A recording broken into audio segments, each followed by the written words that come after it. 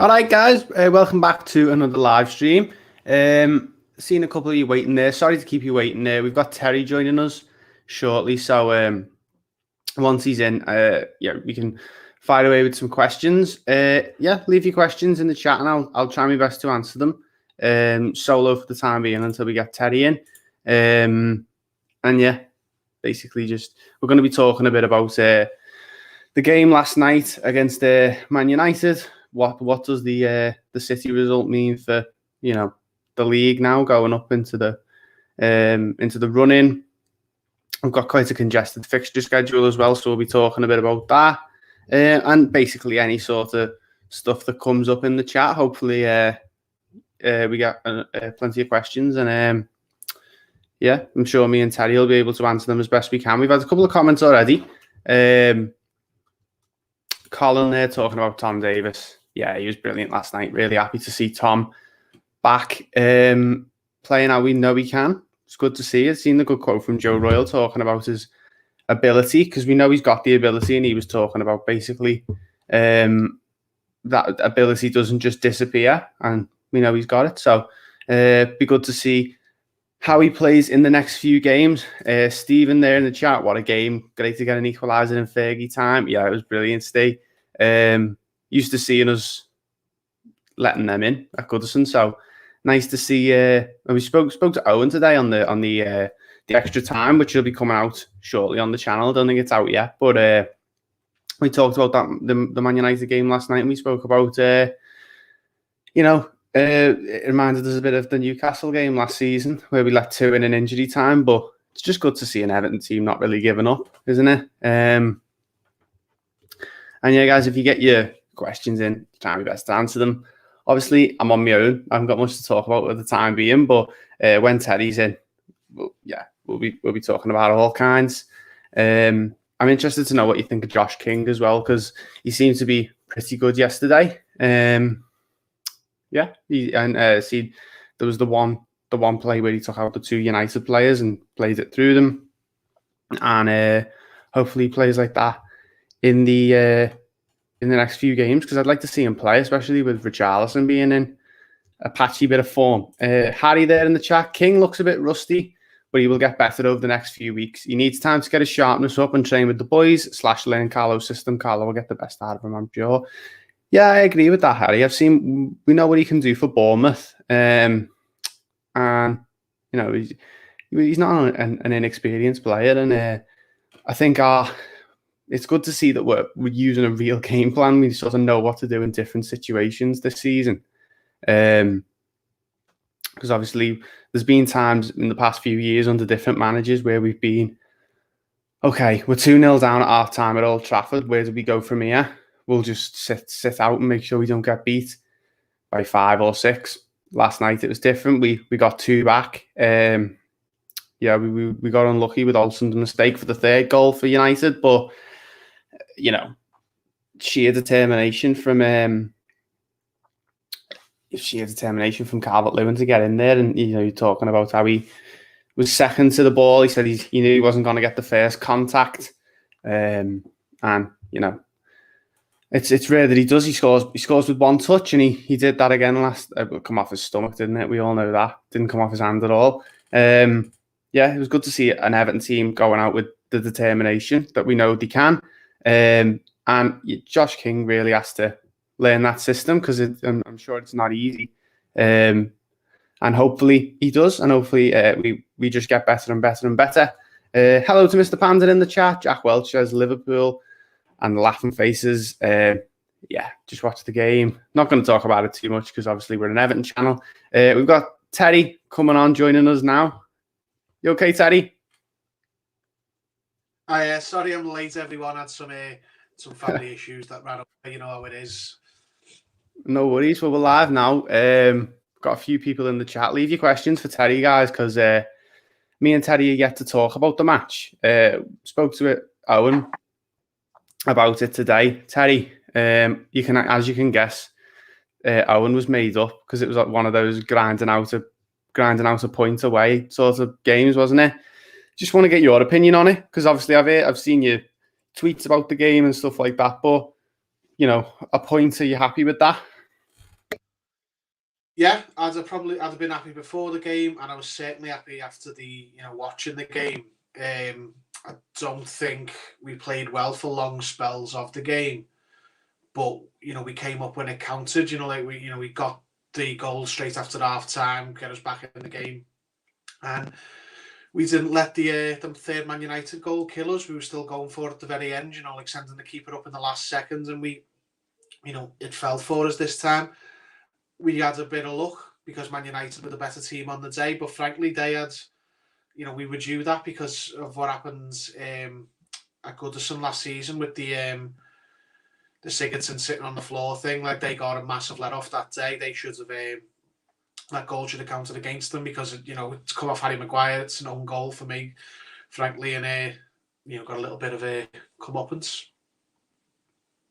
Yeah, and it was just I was talking to the few viewers we've got at the moment. They're talking about like just the mentality because we were 2-0 down there at half time, and for the entire 15 minutes of the half time, I was sat there thinking, this game's over now. Due to recent seasons, it's what I'm used to. We're used to seeing Everton teams like go away to like Stamford Bridge, Anfield, the Emirates, and Old Trafford, and just going down and not really trying to come back from it. But the mentality was brilliant. Just Harry Jones in the chat. Just love the spirit Carlo has brought to the club. Got some of the most passionate fans in the league, and it's about time we saw a team that fight for every point. Yeah, I was speaking to Jay from Stretford Paddock last week about the game, and I was just talking about. He was talking about what he makes of Ancelotti time at Everton so far, and he was talking about how he thought he'd do this well, and he's expecting a lot from him, and so far he's seen what he expected. And I just said he's an Everton manager for me, Harry. He's perfectly fitted to the club. You feel like the same morals that flow within the club flow within Ancelotti. What do you think of that, Terry? Yeah, I definitely think he's a good fit. Like, obviously the quality of the manager helps. You can never say a certain level of manager is appropriate for a club because everyone thinks, every supporter thinks their club are like the best at everything and should be, he's the first multi-Champions League winner manager to, manage Everton. But just his character, as a person, he suits the club down to the ground. I think, it's what our squad needs. He's what our fan base needs. He's what our owner needs. He just ticks all the boxes. He's just that cool, calm, collected head who's been there, done it, doesn't get flustered, doesn't get rattled, and has got the brain to to see us through games. We've had, well, you touched on it yourself. We've had so many games over just the last 30 years, I suppose, where the mentality's been the problem rather than the quality of the players. And last night you saw an example of a game where every previous Everton manager that I've seen, including the good ones, probably don't win that game. It's probably lost at half time. I think everyone, myself included, thought it was lost at half time, but not under Carlo. He doesn't see it like that. And we've come out and we've got the point. Did the job, smash and grab. That's something that I could well get used to. Love it. Even after the third goal from Man United, you could tell in the voices of Gary Neville and the commentator, you could tell that they were expecting Everton not to even try for the last sort of, I don't know when he scored. I think it was about 20 minutes left. He scored their third, but you could tell that they were expecting us to just sit back and just take a loss from it, and we didn't. And I'm just over the moon that we showed a bit of character, and you could tell Carlo coming out at half time for the second half.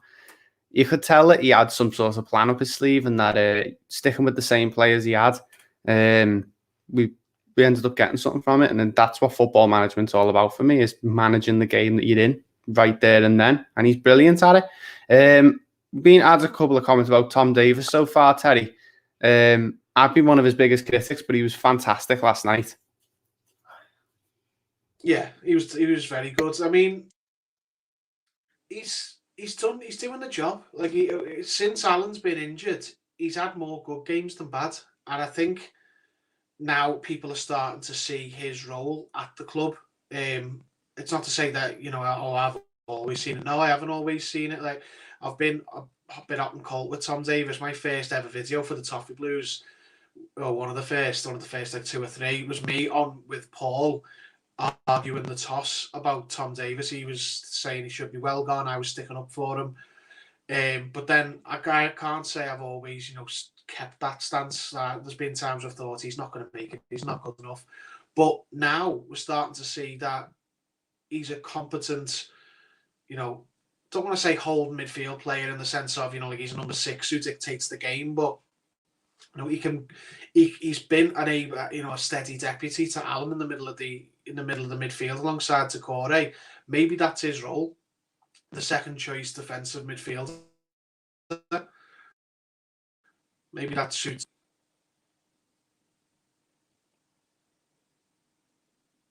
Sorry, Terry, can you hear me? I lost you there for a second. Yeah, I lost you. Yeah, where did you lose me? Talking about Tom Davies, your first video for Toffee Blues. Yeah, I was just saying I've supported Tom Davies on and off. I can't say I've always been super pro Davies. There's been times I've thought, he's not good enough. We'll have to just part ways. And I'm not saying now that he's suddenly a top player, but I think now you can sort of see a role for him in the squad. As part of the midfield, your centre midfield sort of unit. As an understudy, like he'll come in, for 20 games a season, especially if we're in Europe, more if we're in Europe, but he'll come in across a season and do a job alongside some of the better players. He's understudied for Allen quite well. On the whole, he's not always been good, but he's had more good games than bad for me. So, yeah, I think it was good. He had that urgency where he wants to turn and look forward with the ball, which for the first time in ages he actually had. Gomez was good again as well because he was good at Leeds, and he's obviously not been great this season, but last night I thought he was much better.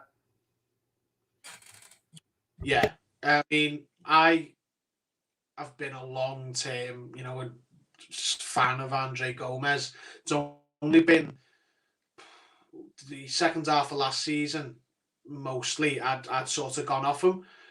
And that was just because there was no way you couldn't. It wasn't like gone off him like as a player, like, I don't like him anymore, but a sense of he's really underperforming. And he just...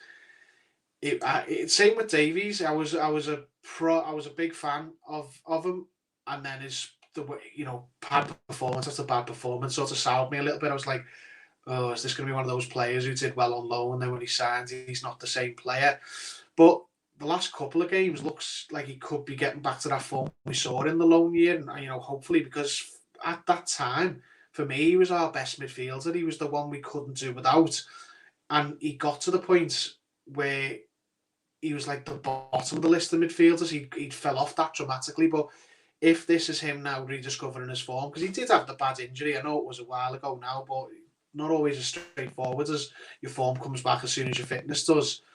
If he can start to get that form back that he had in the year he was on loan, then he's nailed down as the next, the midfielder alongside Allen and Doucoure. Like at the start of the season, we looked at that starting 11, and I think everyone said that's our starting 11.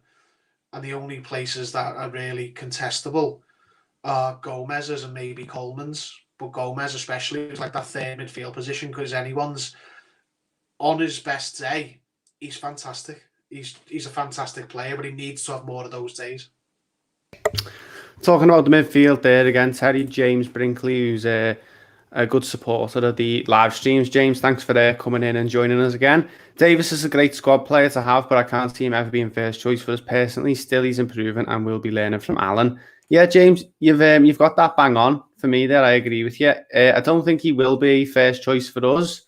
But I was speaking to Owen today. He said if Tom Davies that played last night, is your third or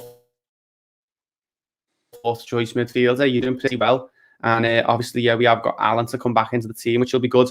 But yeah, he just adds a good performance, and I think we need to big him up a bit because it's obvious his confidence hasn't been great, judging by the performances he's putting in. So I think all we can do is get behind him. And yeah, I agree with you. I think he's a good squad player, but can't see him being first choice. But you compare him to someone like Fabian Delph, who you could also say is a good squad player. Tom Davies is much more useful to us. His attitude's pretty good. He seems to want us to do well. If we can just keep him there under the first choice midfielders and maybe bring a few more real top class midfielders in, if Davies has put on performances and like that, he's going to get hopefully that sticks up. He keeps it up because we can definitely do with him playing well. David there says really want Olsen to succeed, but do you think his distribution will be a problem? He doesn't look as comfortable as Pickford on the ball, and a few of his early passes yesterday were awful. But Terry, what do you think of Robin Olsen yesterday? Do you agree with David there, or?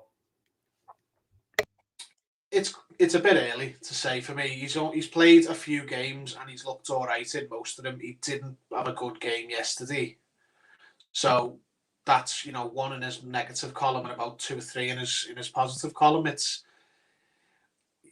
people have soured on Pickford, myself included, but that hasn't come after 1 or 2 howlers. That's come after a long spell of poor performances.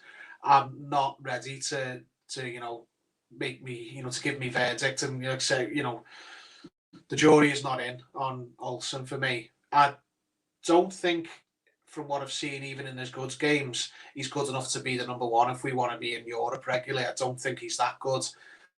And frankly, if he was that good, he wouldn't be available on loan and for 5-6 million to buy. I think in the summer we need to buy a new number 1 keeper. If we find a buyer for Pickford, which I doubt, but if I wouldn't be against getting Olsen as well and having Olsen as number 2 if he was cheap enough.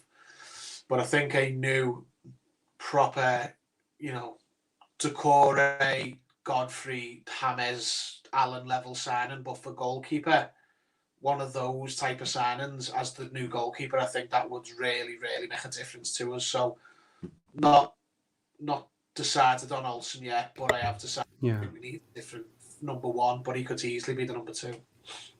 I agree with you, Terry, in the way that I don't think he's the number 1 option. Semi-Charmed Life is making some good comments there, just replying to David there. Concerns me as well, but he's still steadier than Pickford by a mile, so I can accept it. Yeah, I think he's steadier than Pickford, even on the ball. I disagree with David. On the ball, I think I'm much more confident when Olsen's in goal. I think he improves the defence. He makes... he does the easy stuff well as well, which Pickford doesn't do. And me and Owen talked about it on the extra time. With that, we'd still prefer Olsen because, and Semi-Charmed Life there has just put the words right in my mouth. Olsen's slip isn't in the same category for me as the mistakes Pickford makes. Yeah, I agree. You can forgive a slip at the back post, but it's when a player has a shot at Pickford and the ball goes through him. That's what annoys me. It's goalkeeping 101. When there's stuff that can be avoided, Robin Olsen, majority of the time so far from what we've seen of him, does avoid it. So I'm just much more confident with him in the net. And I think it's an interesting conversation because I feel like it's sort of split our fan base in half, hasn't it, Terry? There's the Pickford supporters and there's the Pickford... I don't know. It's sort of 2 sides, isn't it? Yeah, I mean, listen, I'd still have Olsen over Pickford for the rest of the season all day. I think Olsen's a much safer, steadier option. He's just not perfect. I think people, because they got used to Pickford, stressing them out so much, they started to go in too much on Olsen. Like, oh, he's going to, he's class and all that. It's like, listen, he's a nice, steady Eddie. I'd definitely have him over Pickford. But I think long term, a better third option, a different keeper, would be preferable. I'm ready for Pickford to sit on the bench for the rest of this season. Like, let's just have it right. He's got everyone, including the defence, like a bag of nerves every game, and he's letting shots go through him. All right, Olsen's been poor yesterday, but that's one poor performance. He'd have to put quite a few more in to have me, doubt, for me to think, oh, well, maybe Pickford should be in. He's got a long way to go before I think Pickford should be in. It is a bit of a split, though. I think I don't think the people who want Pickford to start particularly think that Olsen's bad. I think it's just they want to stand by Pickford. They think that there's a player there and we should persevere and he'll come back around. I don't think anyone thinks that Olsen's a liability, but some people are heavier on Pickford than others, and that's the way the split is. I think the so-called controversy that another club has created this season, an unnamed club that we won't talk about, has created about Pickford, is having an effect, because I think some of our fans are jumping on him to defend him even when his performances for us aren't very good, I think there's a lot of loyal Evertonians who are thinking, right, I'm going to defend Pickford now because I want him to do well. And don't get me wrong, I really I support him. I think he seems like a really nice guy. He's put in a couple of really good performances for us over the years that he's been here. I just think for the time being and for the end of the season, definitely for the last few months, I think Pickford needs a rest, if I'm being honest. And I think it's the sort of time for Pickford to sit there and, I think it's a safer option. And as you said, Terry, he's not going to be good enough for where we want to go, which is the exact comment that Sammy Charm Life's put in the chat there, which I'll answer here. I don't think Olsen's good enough for where we want to go. I don't think he's the long-term option. Players like Bernard, there's a couple more that I can't remember. I think Coleman. There's quite a few. We'll go through more. They escape my mind at the moment. But no, he's not good enough for where we want to go. But we've got to remember that everything doesn't have to happen this season. And I think for the time being, I think we're going to finish in a higher position if we start Robin Olsen for every game now. Because I think he'll save us the odd point here and there. And he might not save us points, but he won't lose us as many as Pickford could, especially in a derby or something like that. I definitely think at Anfield he should be starting because I know there's obviously no supporters, but you can't lie that even in the behind closed doors derbies that we've had so far, Terry, there is an atmosphere on the pitch there, a very, very hostile one. And Paul has made a good point. I get Nigel Martin vibes from Olsen. Yeah, so do I. For me, he's. Do you like Martin? No, do you not like him? No, I do. I just think that's a bit, I think that's a bit of a compliment for Olsen. I don't think he's done anywhere near as enough to gain that comparison. I think Nigel Martin is probably the best goalkeeper we've had this century. Tim Allen probably. Well, no, people. I get what you mean there, Teddy, because people. I'm a bit young for Nigel Martin. I started supporting Everton towards the end of Nigel Martin's thing, but I'm always just told he was like a safe option, and like we got him quite late, didn't we, or something like that? And he played, and he was really good. But I thought it was because of a bit like you said before, the keepers we'd had before that. For Martin to come in, it was a really good deal because he was pretty good for us. But if Olsen keeps on playing, you never know. He could get better and better and better rather than, I think some of us are looking at it as though, okay, so Olsen's played not as many games as Pickford, so Olsen hasn't made as many mistakes. Maybe Olsen could go on and get better and better. So, solid keeper. No one expected much, but he came in and made the side better. Yeah, Paul, I think that's the top and bottom of it. He's come in and he's solidified. He's definitely helped us defend a bit better, I think. Yeah, that's fair enough to say. Like he's an improvement on Pickford, but I don't know. I wouldn't, if the price mentioned for him, 5 million is right, then I could see us buying him. I think he's good enough to buy for that price, absolutely. But I don't know. I just think keeper is such an important position, and it's one of our weakest positions that I would like to see us get a top quality keeper. I think if we didn't have Pickford and we were bringing Olsen and a new keeper in, that'd be the best case scenario. But I don't think that's realistic. He's Nigel Martin vibes. I see what he means in the sense of the sort of environment that he's come in and the way he's acting. But Nigel Martin was much better. He had much more of an effect and much more of an impact than Olsen's had. Nigel Martin practically kept us up the season he came in. He earned us at least 10 points, I think, and I don't think Olsen's had that much of an impact. He's just not an erratic lunatic like Pickford. So he looks really good in comparison. Yeah. Good comment there, sorry to say, but I made up not watching Pickford diving about for no reason. Yeah, I think that's it. I think that's why I like Olsen, because he's gonna he's a lot more safe, and I know that we've said that so many times, but we need safe at the moment because the league's there, places in the top 6 and the top 4 are there for the taking now. We need someone who's gonna not drop us points. James Rodriguez, brilliant name. Olsen and Pickford are not good enough for the top 4 side. Yeah, in the future, they're not good enough for the top 4 side. They're not top 4 goalkeepers, either of them. But for 6 months until we can go and sign someone who we think is a top 4 goalkeeper, I don't think you can argue that Pickford is going to get as higher up in the league as Olsen is. Yeah, I think that's fair. Olsen for now, someone better in the summer. That's my ideal scenario. Matthew says better than Pickford doesn't mean good. Yeah, it doesn't mean good, but it means he's better than Pickford, and Pickford's the only goalkeeper that we've got that we can play, apart from João Virginia, players like that. So yeah, better than Pickford doesn't mean good, but for the next 3 months until the league finishes, we need stability, and we need to go to places like that and get a point like we did last night.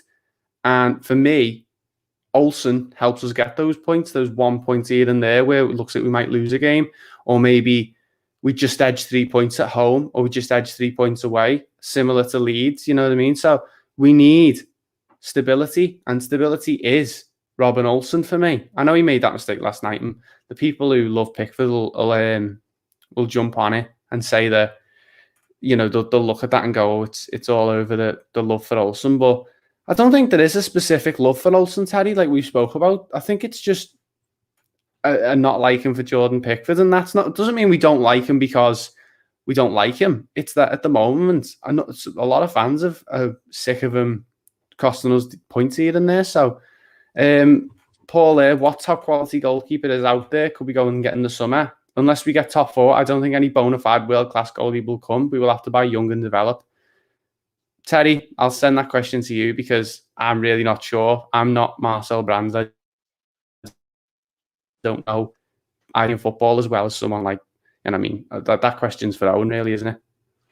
Yeah, there'll be loads of good, better goalkeepers than Olsen out there, and Pickford. It's not about going and signing at a Champions League semi-finalists goalkeeper. I mean, Liverpool got Alisson and he was at Roma, and Liverpool had just finished 4th that season. So, if we finish 5th or 6th, we could go out and get a keeper who has that, same impact. I'm not saying you go out and get, like a lot of people go, look at Donnarumma. No, I'm not saying someone that high profile, just someone who you've done your homework on, who's quality. I don't know who it is. Like, there's to be honest, there's keepers everywhere, and you probably can't name anyone outside the Premier League for the most part, because how many people watch all the Serie A, all the Bundesliga? But I'm just pretty confident that we'll be able to get a better goalkeeper than what we've got now. And to be honest, how many people had heard, honestly, of Luca Dean before he came? He was at Barcelona, and practically no one has heard of him until we got linked with him, and he's the best left back in the Premier League now. I want to do that in every position if I can. Starting with the goalkeeper, and then the right back. Go and sign a quality player from under the radar, because you're not going to get the ones on the radar because they're going to cost too much money. But go out there and get quality players in each position. That's what I want. Goalkeeper first. Yeah, there will be someone, Terry. There'll be someone out there who we can get maybe a bit cheaper. I like Meslier from Leeds. Obviously, I'm not talking about him specifically, but the way that Leeds have gone out and bought a relatively unknown player, and he seems to be playing well, not forgetting he's only 20 years old and he's still developing. So Sommer at Mönchengladbach is quality, but he's cracking on now. Yeah, I think he is. I think he's taking it. He's into his early 30s now. And like you said, Luca Dean wasn't a really well-known name before we signed him. I know he'd been at Roma and PSG, and he'd been around the houses, really, hadn't he? But he settled in here. James, back in the chat there, even though we're having issues in goal, for me, right back is the most immediate cause for concern. How long can we survive playing a makeshift right back? Makeshift right back / back 4. Yeah. Seamus Coleman isn't going to cut it for us next season. Mason Holgate is on and off at right back. He sometimes plays well, but he doesn't really go forward too much. We need a top-class right back, and yeah, James, I'd agree. Right back has to be the main area for concern, because me and Terry are talking about a luxury with a goalkeeper. I think a right back's a necessity, don't you, Terry? No, I think a goalkeeper's a necessity as well. I think a right back is too. But for me, that's their joint top priorities. This summer, I think we need 3 absolute, like, there's must-haves and there's nice-to-haves, and 3 must-haves are a right back, a goalkeeper, and another centre midfielder. I think you obviously get rid of Delph if you can, and etc. And Gabama doesn't count, frankly, because we're not playing him. So we've got 4, 5 midfielders, and I think only 2 of them are guaranteed to start. So they're 3 must-have: centre midfielder, goalkeeper, and right back in no particular order. Nice to have would be another forwards option. Doesn't necessarily. I think we'd survive if we didn't, but those 3 we need to have, and goalkeepers right up there. Sammy Charm Life says Ben Godfrey is a great example of your point, Terry. Yeah, we go and we paid 25 million for Ben Godfrey, but he's worth twice that in my opinion. He's brilliant, and to be honest, mate, I wouldn't know. I think we could play Ben Godfrey in goal. He seems to be able to play anywhere and put a shift in. So yeah. I'm not going to bullshit you and say, I mean, there might be people in the comments who watch more footy than I do and know of a goalkeeper in another league. And it's, I know it's like a proper cop-out to go, well, there's better. I don't know who they are, but there is better. But it's, frankly, there are better. Like Godfrey, Dean, players like that. You literally... Idrissa Gueye is the perfect example. Who would have noticed Idrissa Gueye at Aston Villa? I hadn't. He'd been in the frigging Premier League and I hadn't even noticed him. And he came to us for a decent little price. All right, we might not get that lucky again, but he came to us and he suddenly became one of the best defensive midfielders in Europe and went to PSG. If you can find, I want to do that again, but at goalkeeper. Yeah, I agree with you. I want to do that. I want to go and get a player that is going to be, he's going to make himself at Everton. We don't, because you'll pay lots and lots of money for goalkeepers because they're expensive players. It's the most important player, and but I think we need to remember, Terry, that no goalkeeper is 100% consistent.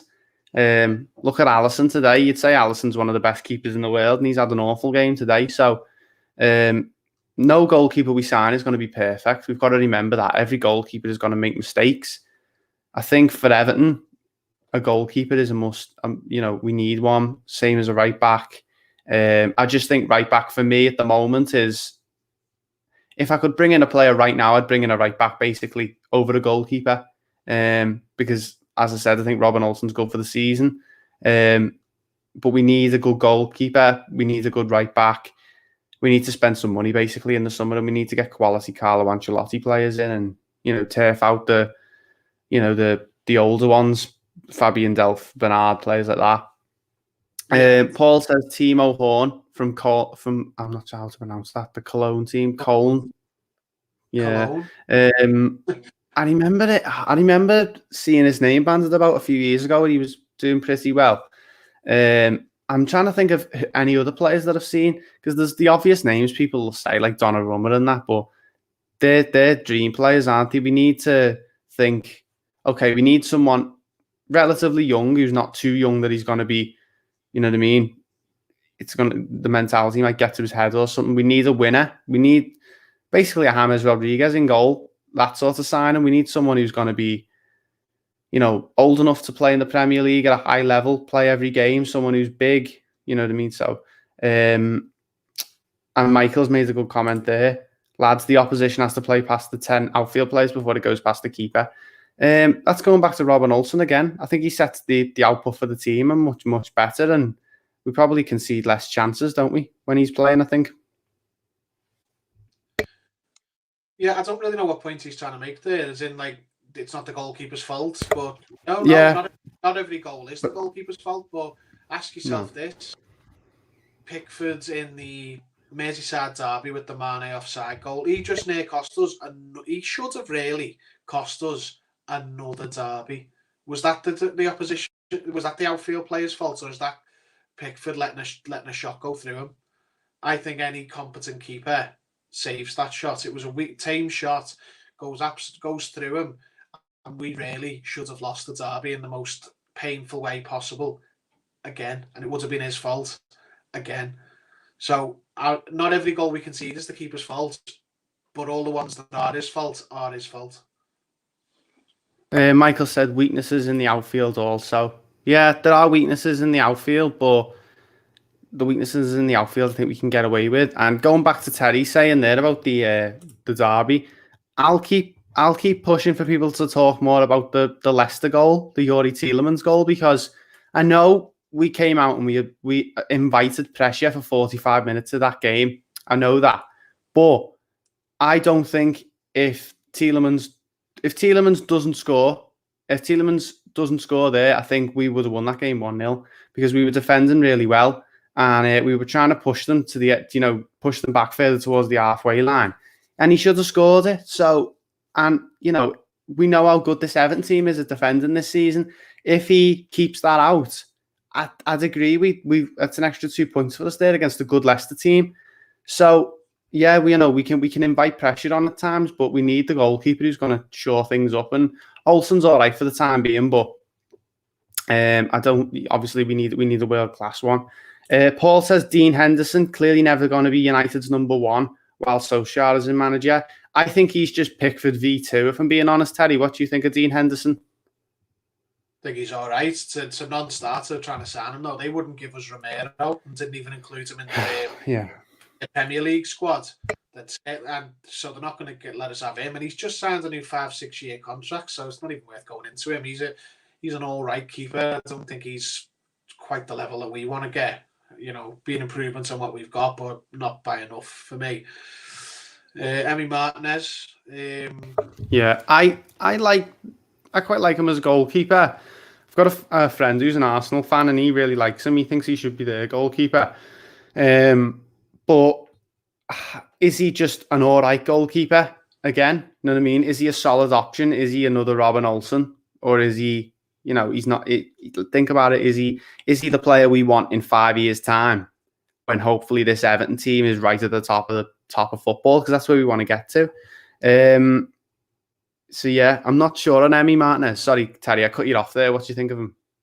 No, I think he's a good keeper. I think people, went a bit too overboard on him because the story last season with Arsenal in the cup and that. But yeah, good keeper. I would have had him, but for the money they paid, I think someone better could have been brought in. Like, you see, that it is hard. I'm not saying it's easy to just go and get a keeper because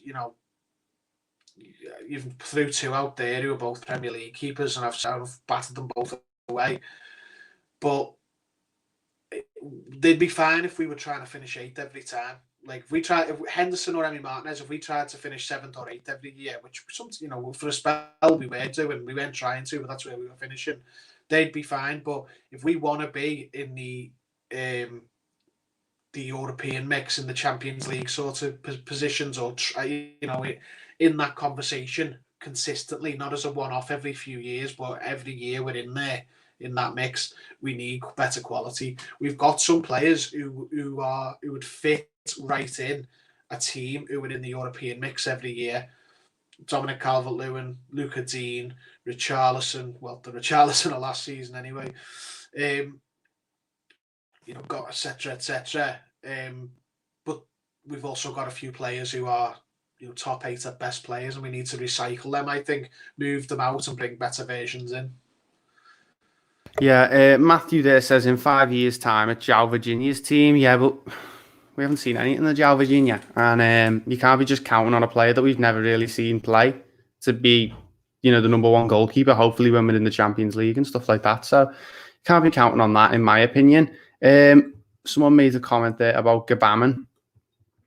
There it is. Do you think we may cut bait with Gabaman in the summer? He will be in his 3rd year by then, which is unbelievable, by the way. The fact that he's been at the club for nearly... it'd be 2 years he's been at the club, won't it? Because he signed Marco Silva's last season. The fact that he will have been at the club for... Well, I see what the point you're making now, Paul. He'll be going into his 3rd year at the club, his 3rd season.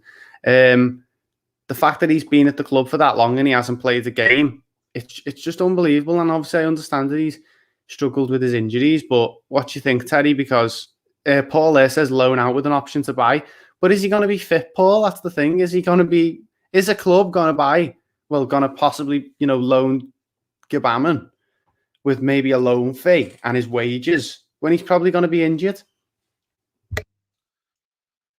Yeah, it's no chance. There's just no chance. No guarantee he'll even be fit by then because he's had such injury problems that you don't know whether he'll break down again.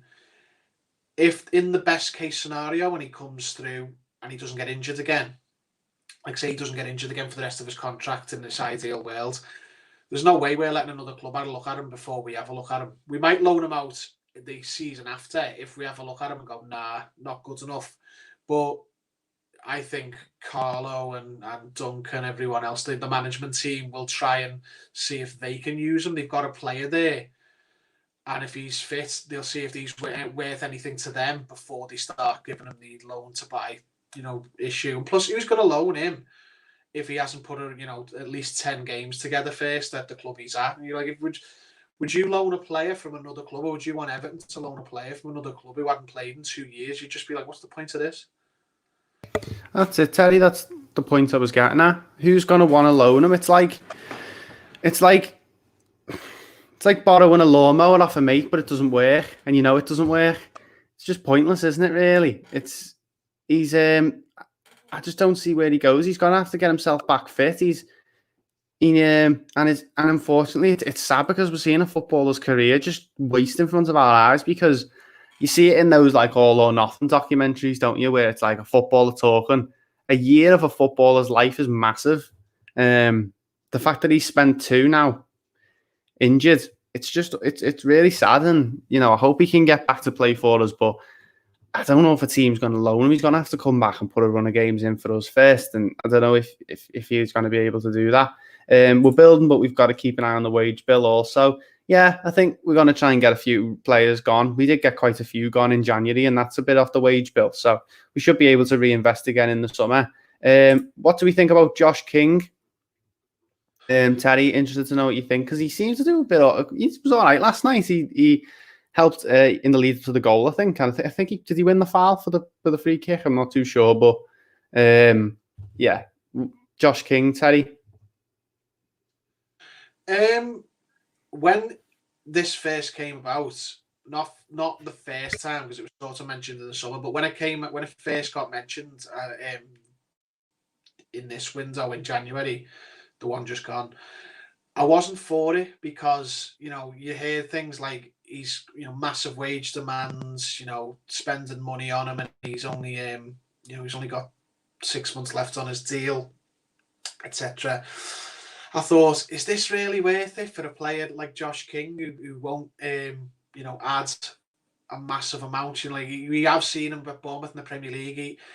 He's like a purple patch player, isn't he? He goes through spells of scoring lots of goals, then he doesn't for a while. And I thought to myself, at 28, are we going to get much of that, or 29, or whatever old he is, are we going to get much of that left?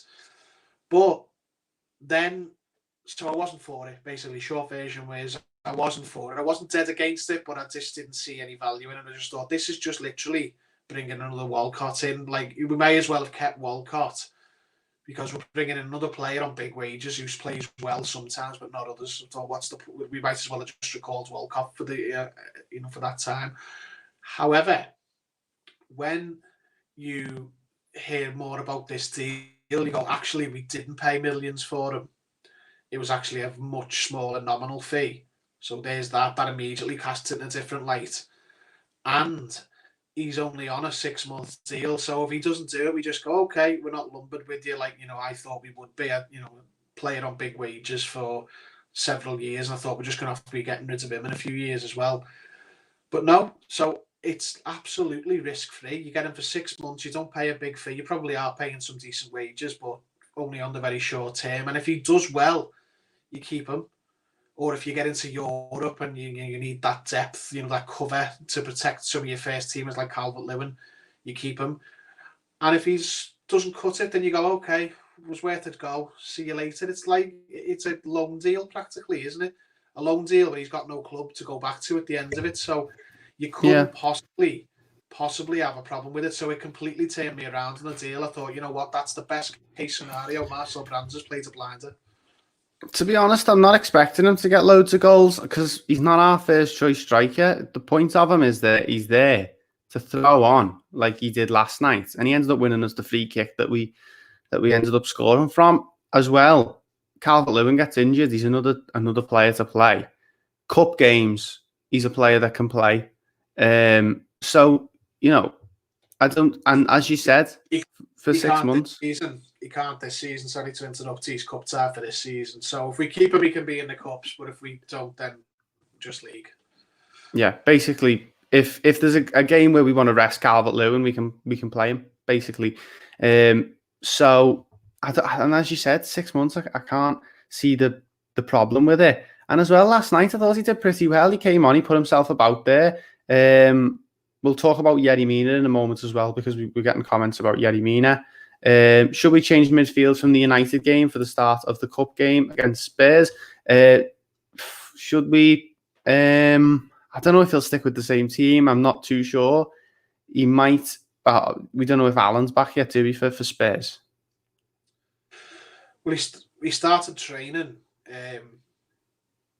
this, the end of last week. It was Friday or Saturday. I think it was Friday. He started training. The club put that out. So when's the Spurs game? What day? The 10th. The 10th. So we've got a I'd like to see Alan back. I don't think he'll keep the same even if he doesn't play Alan. I think he'll switch, not rotate it in the sense of he'll play a weakened team, but I think he'll change things about again. But I'd like to see Alan back. I don't think Doucoure goes anywhere. I think if he's got legs to stand on, he's going to start games. But yeah, I'd like to see Alan back. Yeah, I agree with that Blue Nose double, and I'd keep obviously one of Davis or Gomez would probably go in, or Sigurdsson or something, but Doucoure, Allen, one of them two. Maybe Rodriguez in the midfield, like just in front or maybe out wide. Don't know what he's going to go for. Make sure you're liking the stream as well, guys. We're going to try and get as many likes as we can. Just press the thumbs up button at the bottom of the screen and you'll have liked the stream. Subscribe to us if you haven't already as well. We'll be live for a little bit longer, just answering a few more of your questions. Gamba there says, I'm hoping Mina is ready to go.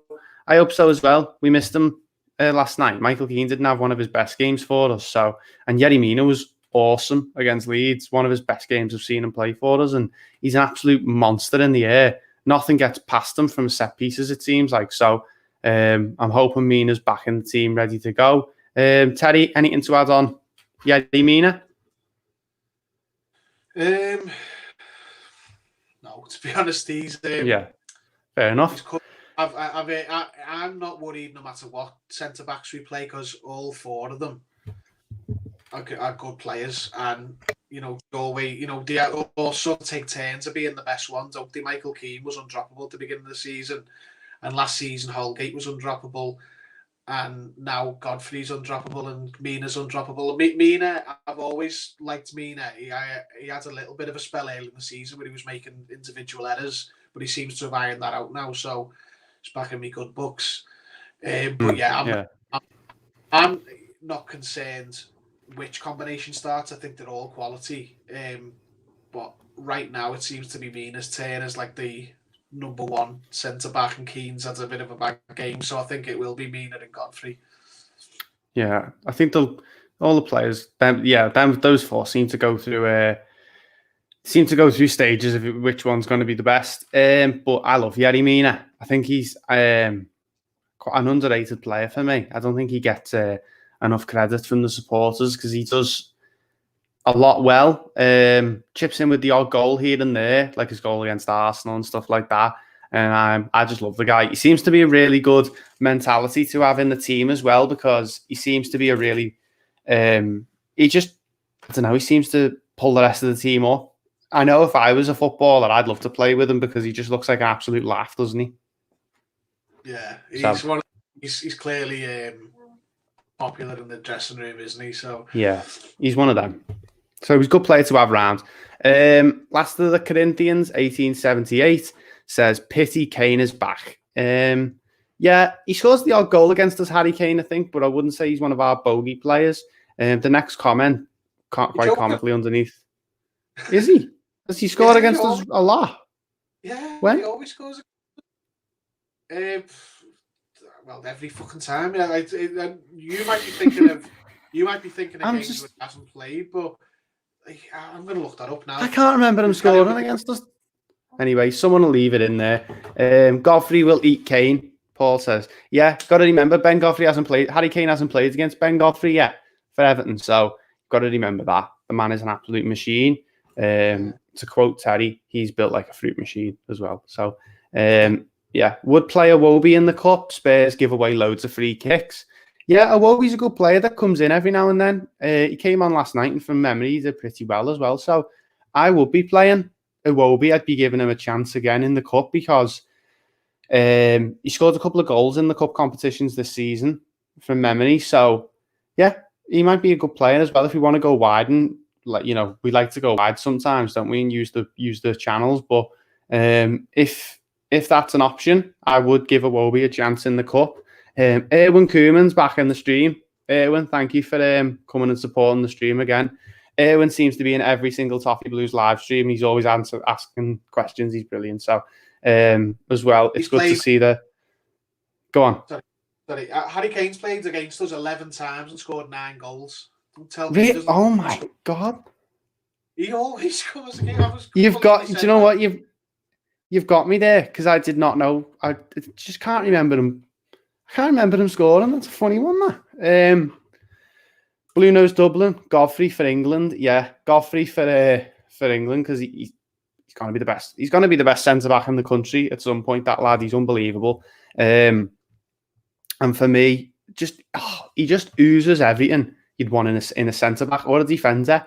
Plays all along the back four. I said it again to Jay from Stretford Paddock. I think it was, or it might have been. I think it might have been on the podcast with you and James from Babylon Blues. Like, I feel like the lad could play at left wing and do a job. Like, he's an unbelievable player, and he seems to be able to play anywhere. So yeah, Godfrey for England. Yeah, he's good enough. Paul corrected me. Kane has scored 9 and 11 against us.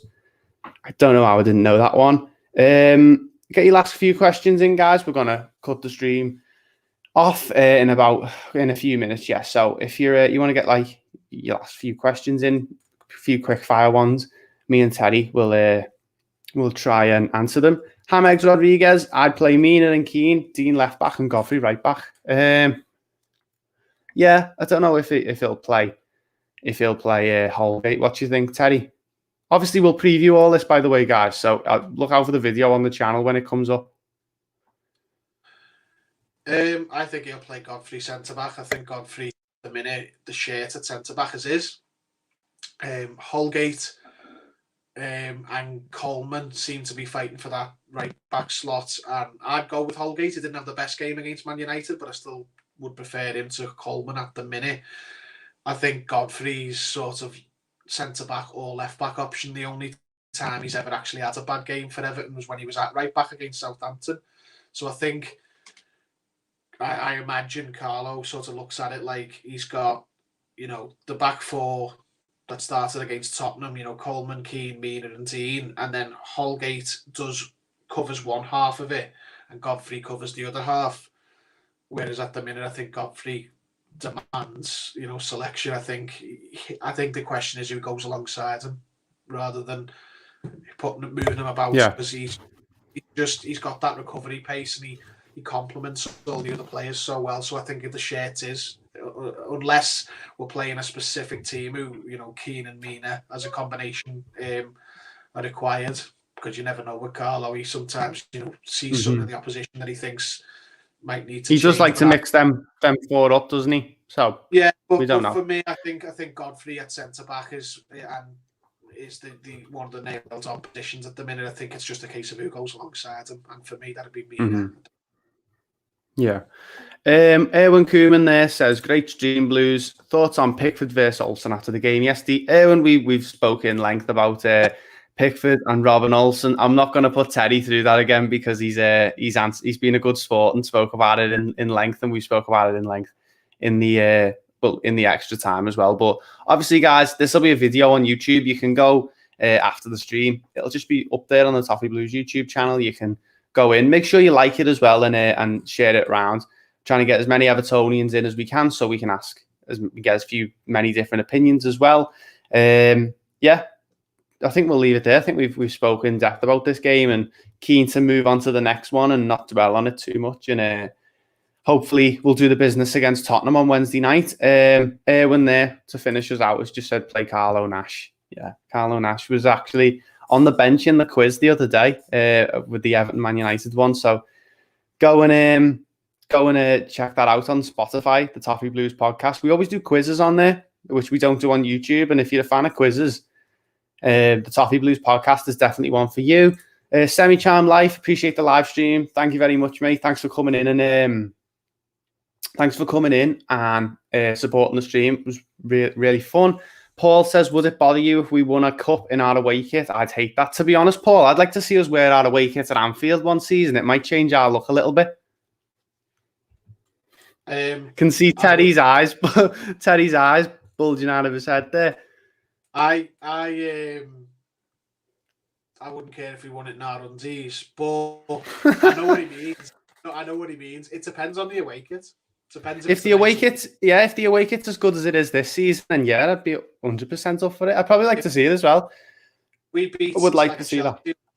Or someone like that in the yellow away kit this year. I think that'd be fine, but I wouldn't like to do it in like some of the previous seasons ones, which are like not that good. I wouldn't. Yeah. Anyway, thanks everyone for watching the stream. Obviously, if you've missed any of it, just go back and watch it on the channel.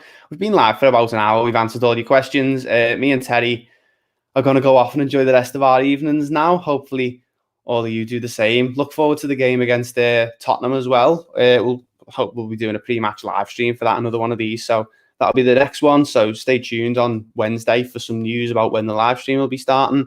Obviously, leave a like if you have enjoyed it. Subscribe to the channel. Thank you very much for watching. We'll see you in the next one.